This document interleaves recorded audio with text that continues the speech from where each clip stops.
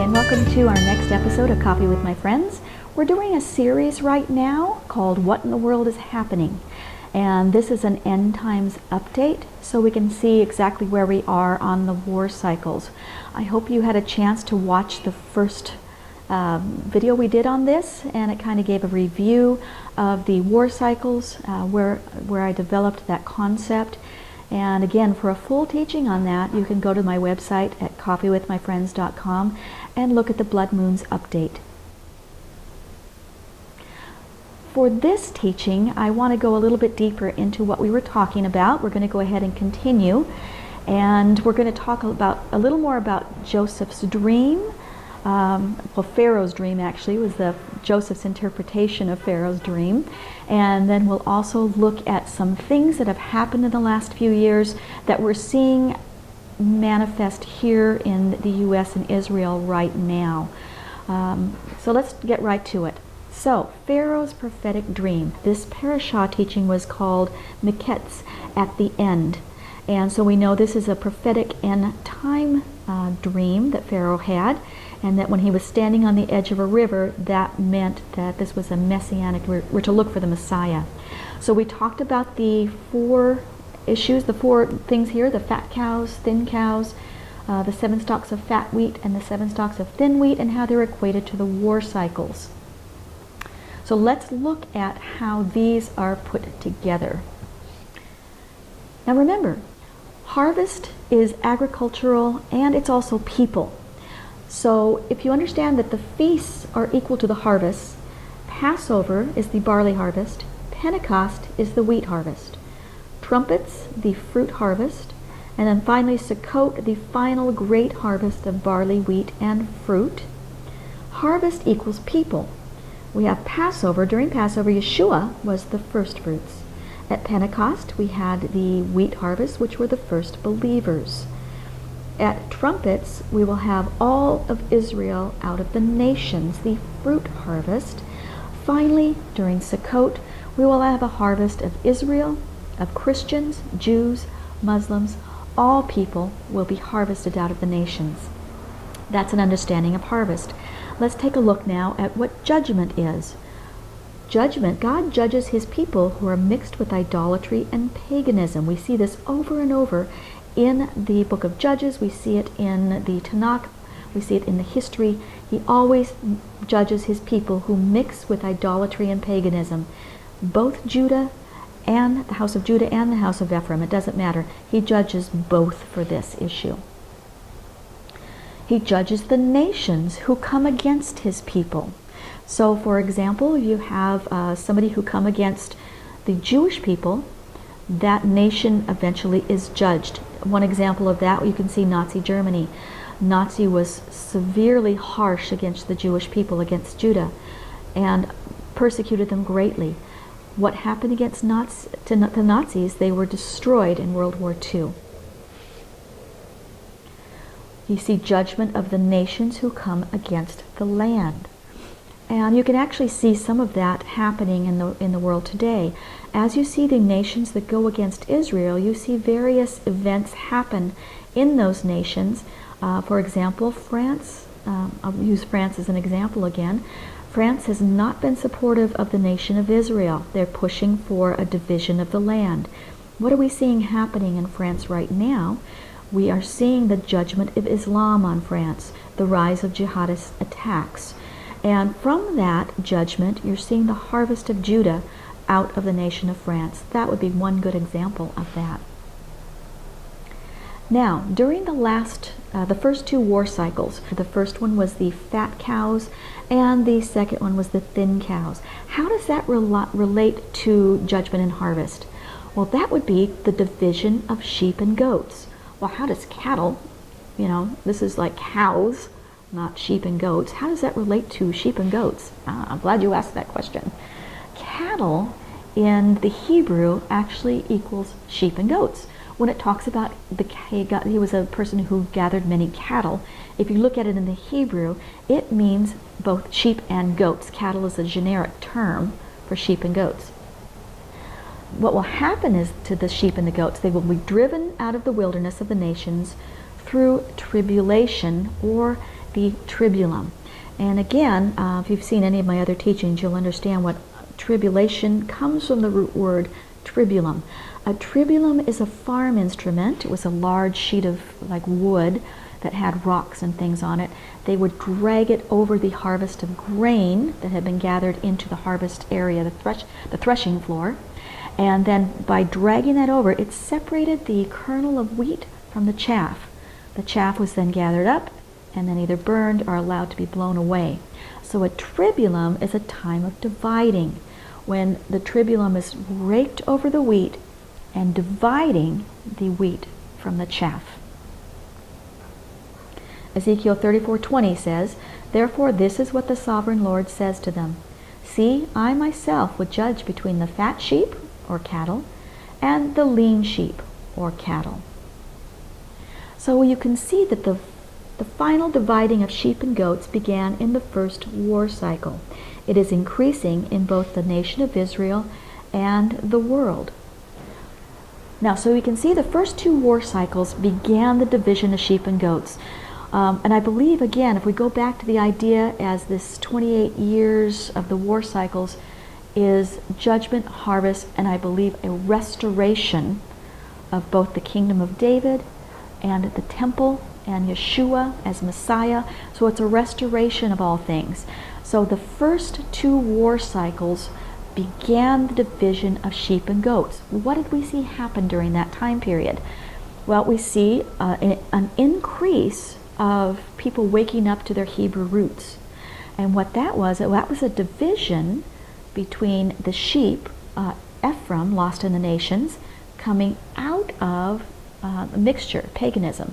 They were coming out of the mixture of the teachings of the Torah with the teachings of Constantine, which was basically pagan teachings, where we developed our current idea of Christianity. And again, you'll have to go back into some of my other teachings to understand where Christianity developed their mixing between Torah and paganism. And that is what God is calling us out of, to come back to a pure faith. That division began to really accelerate around 2008. We also saw the division of sheep and goats in the house of Judah, where they were having to make a decision now. Are they going to follow after Torah, or they are going to follow after the tradition of the elders? You saw this when Hamas began their attacks, some of the attacks against the land of Israel. And I have a Jewish friend of mine who was telling me, reported that he was saying that the response of the IDF was that the leaders of Israel were coming out, the rabbis were coming out, and they were strapping on their tefillin and their box, and they were praying. They chose to go before the Lord. And they were, instead of just being a secular army, they were becoming an army of the Lord. And I believe that was also part of the division of the sheep and the goats. What are they going to turn to? Are they going to begin to turn to Yahweh himself rather than just being a secular nation? So I think that's very exciting. We see that both in the house of Ephraim and in the house of Judah. Now, what we are in right now is the final harvest. This third war cycle is equivalent to in the dream of Joseph, or the dream of Pharaoh, to the fat wheat or the corn. So we're in a time of harvest right now. And because it's fat corn, it's an easier harvest. It's not the difficult harvest of the shriveled wheat, which will be the last war cycle. So the final harvest is what's called the shibboleth wheat. We are now in the beginning of the harvest of the nations. Now, for those of you who remember the story of Jephthah in Judges 11 and 12, Jephthah led the people of Israel to battle against their enemies, but Ephraim did not come to the battle, and they were angry. So Jephthah led the armies of Israel against Ephraim as well, and there was a battle at the Jordan. And at Jordan, the only people who could come across were those who could say Shibboleth. If they couldn't say Shibboleth but said Sibboleth, then they were not allowed to cross the Jordan. So Shibboleth is actually a really important word for end time harvest, and I can't go into full details on this. We'll do a full study on that later. You'll find Shibboleth used over and over in prophetic literature. It's really cool. But anyway, so going back to this. So we are now in the beginning of the harvest of the nations. This is a great quote that I wanted to put in here. There must be a hard and fast time period of purging to separate the sheep from the goats, the cattle, and the chaff from the wheat, the sheaves of corn. But this is also the time of the great triumph over evil by the servants and soldiers of Yahweh. So how does this harvest come? Again, Islam is always used in the judgment of the nations. We see here, Amalek, the radical Islamic nations, including Gog and Magog, will be used in the judgments of the nations. We see the Persians, modern-day Iran, the Babylonians, modern-day Iraq, the Assyrians or Ashur, modern-day Syria, Edom or Esau, the Philistines, modern-day Palestinians, and ISIS, the revived Islamic Caliphate. Now, how does Islam figure in with the cattle, the idea of cattle, and the idea of wheat? Well, let's see if we can find Islam in these symbols. And sure enough, here we go. In Islam, 14 cows equals war. Now, what did we see in the first two war cycles? 7 plus 7 is 14. 14 cows equals war in Islam, and we see that Islam has declared war against Israel, basically all 12 tribes, both Judah and Christianity. Now, the other that we see is ISIS just minted their new coins, and they include 7 stalks of corn. So we also see Islam, there's symbolism in Islam with the 7 stalks of corn as well. So we can see God is warning us of a time of judgment and harvest. So where are we now on the prophetic timeline? Let's go through this timeline here that I have, and we're going to start out by going back to 1993 and bring up something that I think is really important called the covenant with death.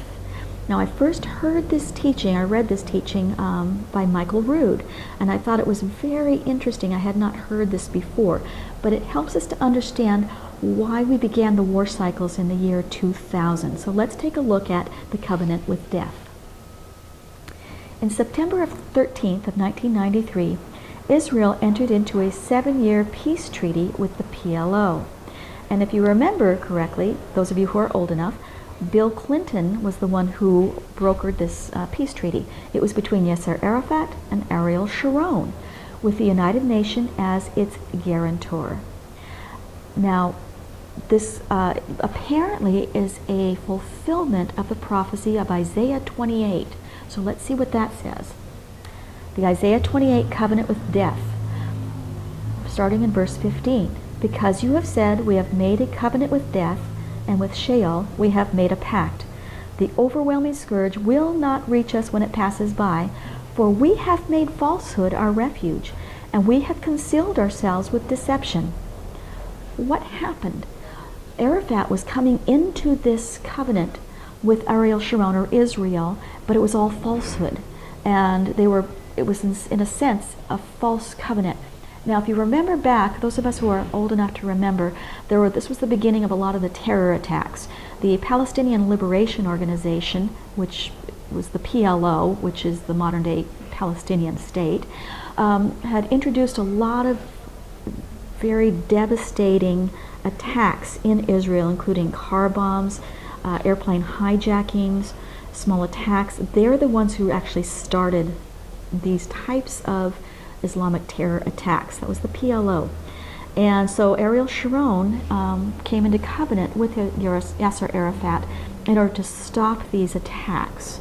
And the Israel, or America, who's always alongside Israel, brokered and negotiated a lot of this. But I believe it was brokered with the idea of deception. Let's go on and keep looking in verse 18. This is what Yah says. Yah cancels the covenant with death. Your covenant with death will be canceled, and your pact with Sheol will not stand. When the overwhelming scourge passes through, then you become its trampling place. So what was the cancellation with this covenant with death? Aha! This will look familiar to you. On Tishri 1, which is September 28th of 2000, which was the beginning of the first war cycle, Ariel the lion Sharon went up on the Temple Mount to pray. And what he prayed was to proclaim Ezekiel's prophecy of 2 sticks. That was the beginning of the war cycles and the cancellation by Yahweh himself of this covenant with death. Now, another thing that we here in America don't hear, but they hear over in Israel, was in 2001, during that first war cycle, remember this started September of 2000 and goes into 2001 on our calendar. In March of 2001 that year was Nisan 1. So Nisan 1, the beginning of the feast year, was March of 2001. For several weeks before this, several groups of rabbis met at the Western Wall to declare, the time of Jacob's troubles have begun. So let's look at the timeline with these 2 things put on the timeline, starting out with 1993, the covenant with death. So we'll put that in there right now. And now what do we put in? The time of Jacob's troubles began. Now for those of you who don't understand the time of Jacob's troubles, in the Christian world we call it the end times. Most of us have been taught that it's a 7-year period of tribulation with the rise of the Antichrist and the rapture of the church. However, in the teachings of the prophets, it's called the time of Jacob's troubles. Now the reason it's a time of Jacob's troubles, remember we have Abraham, Isaac, and then Jacob. Jacob's name was changed to Israel. He was the father of the 12 tribes. Jacob's troubles began when he came back to the land and faced his brother Esau. That's the rabbinic or the basic teaching of the time of Jacob's trouble. When Jacob begins to return to the land, his brother Esau meets him, and we begin the time of Jacob's troubles. So that is what began in the first war cycle, that first year of the war cycle that began September of 2000, and now we're into March of 2001. The time of Jacob's troubles has begun. So we can see we are in the end of days. Well, I hope you enjoyed that first section of this teaching on what in the world is happening and the war cycles. In our next video that I'm going to be releasing, we'll continue with this study and we'll look at the spiritual invasion of Babylon into the United States of America, plus some other events that have happened on the timeline. So join me again on the next video teaching at Coffee with My Friends.